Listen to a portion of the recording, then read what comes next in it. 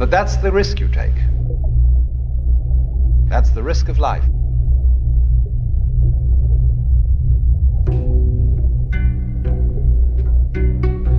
Now, here's the choice then.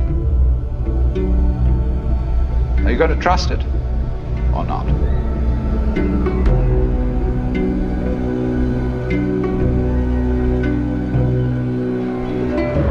And this it is yourself, your own nature, and all nature around you.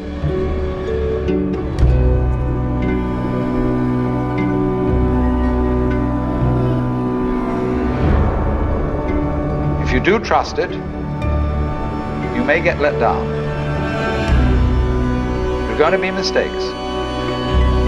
But if you don't trust it at all, life's not worth living.